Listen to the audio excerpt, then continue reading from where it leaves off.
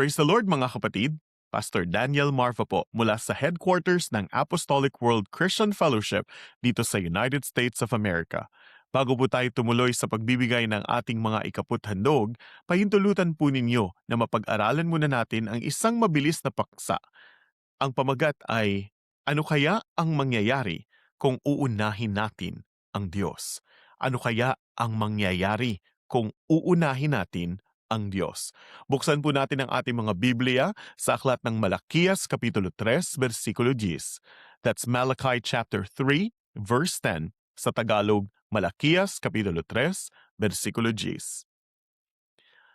Dalhin ninyo ang buong ikasampung bahagi sa kamalig upang magkaroon ng pagkain sa aking bahay at subukin ninyo ako ngayon sa bagay na ito, sabi ng Panginoon ng mga hukbo, kung hindi ko bubuksan sa inyo ang mga dungawan sa langit at iuhulog ko sa inyo ang isang pagpapala na walang sapat na silid na kalalagyan. Karamihan po ng mga tao kapag nadiling nila ang patungkol sa pag-iikapo, iniisip nila na ang pag-iikapo ay patungkol sa pera. Hindi po. Ang pag-iikapo ay patungkol po sa pagtitiwala. Dahil ang tunay na tanong ay hindi kung ipagkakaloob nga ba ng Diyos ang aking mga pangangailangan, kung hindi maipagkakatiwala ko nga ba sa Diyos kung anuman ang nasa aking mga kamay. Dahil ang pag-iikapo mga kapatid ay hindi po paraan ng Diyos para magpalago ng pera. Ito po ay paraan ng Diyos para magpalago ng ating pananampalataya. Sa kabuuan ng Biblia mga kapatid, ang ikapo ay hindi lamang tinutukoy na ikasampung bahagi, kung hindi yung unang ikasampung bahagi. Bago ang mga bayarin, bago ang mga bilihin, bago ang ating mga plano, bago ang mga gadget, samgyup, bakasyon, Netflix, una ang ikapo. Simple lamang ang prinsipyo mga kapatid. Kung ang Diyos ang nauuna sa iyong pananalapi, siya din ang una sa iyong buhay. Sinabi ng ating Panginoong Hesus mismo sa Mateo Kapitulo 6, versikulo 33, datapwat hanapin muna ninyo ang kanyang kaharian at ang kanyang katwiran, at ang lahat ng mga bagay na ito ay pawang idaragdag sa inyo. Ang pag-iikapo mga kapatid ay isang praktikal na pamamaraan kung papaano natin ipakikita na ang Diyos ang tunay na nauuna sa ating buhay. Kung bubuksan natin sa Lumang Tipan, sa aklat ng Deuteronomio Kapitulo 8, versikulo 18, sinasabing, kung di inyong alalahanin ang Panginoon mong Diyos sapagkat Siya ang nagbibigay sa iyo ng kapangyarihan upang magkaroon ka ng kayamanan, upang Kanyang papagtibayin ang Kanyang tipan na Kanyang isinumpa sa inyong mga magulang, gaya nga sa araw na ito. Ang bawat kita, bawat sahod, bawat paglago, bawat tubo, bawat pagpapala, lahat po ng yan ay nagmumula sa Diyos. Ang pag-iikapo ang ating paraan ng pagsasabing kinikilala natin na ang lahat ng bagay na ito, lahat ng pagpapalang ito ay nagmula sa Diyos. Iniiwas po tayo ng pag-iikapo sa paniniwala na nakakamit natin ang mga bagay dahil lamang sa ating sariling kakayanan. Tinuturuan po tayo nito na manatiling mapagpasalamat. Kung ang ibibigay mo lamang ay yung natira, hindi mo kailangan doon ng pananampalataya. Ngunit yung uunahin mong ibalik ang iyong ikapo, doon kailangan mo ang pananampalataya. Napakadali pong magbigay kung mayroong sobra-sobra. Pero ang pananampalataya ay ang pagbibigay kahit hindi mo pa tiyak kung sapat o kulang ba.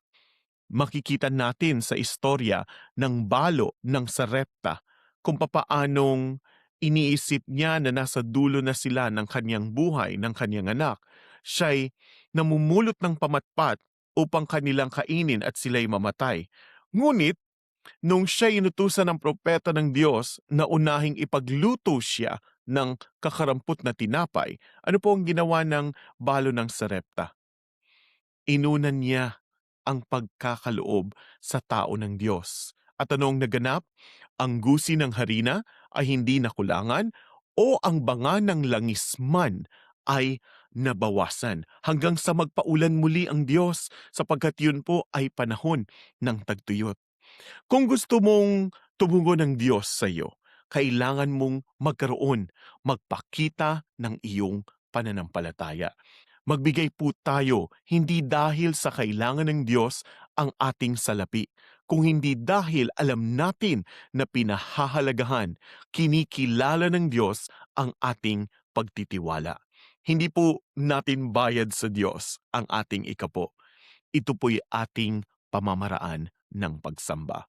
Ito po'y pagpapatunay na ang Diyos ang ating inuuna.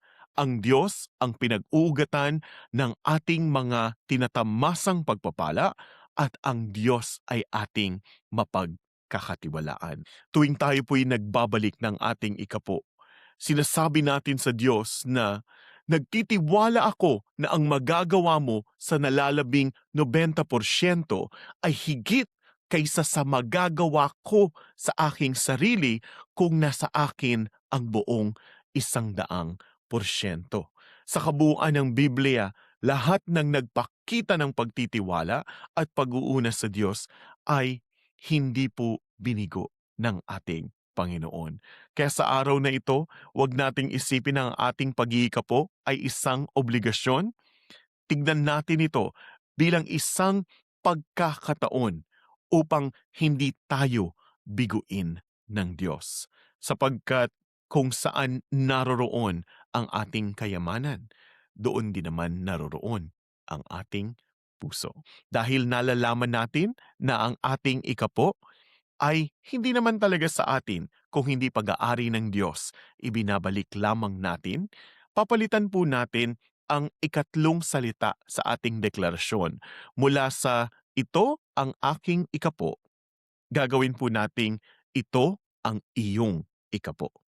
Sabay-sabay, hawakan po natin ang ating mga ipagkakaloob at banggitin po natin ang ating deklarasyon tuwing tayo'y magbabalik ng ikapo at magbibigay ng ating mga handog. Ito ang iyong ikapo. Ito ang aking handog. Ito ang magbubukas ng langit upang sa aki mabuhos ang pagpapalang higit pa sa aking pangangailangan. Ito ang aking puso, nag-uumapaw sa galak. Ito ang magpapahayag ng aking pasasalamat sa biyayang higit pa sa aking inaasahan. Ito ang aking katapatan. Ito ang aking sakripisyo. Ito ang magpapatunay na Diyos ang sasaway sa anumang mananakmal at gawa ng kaaway sa pangalan ni Jesus at ang lahat ay magsabing amen. Pagpalain po kayo ng Diyos sa inyong pagbabalik ng ikapo at pagdadala ng inyong mga handog.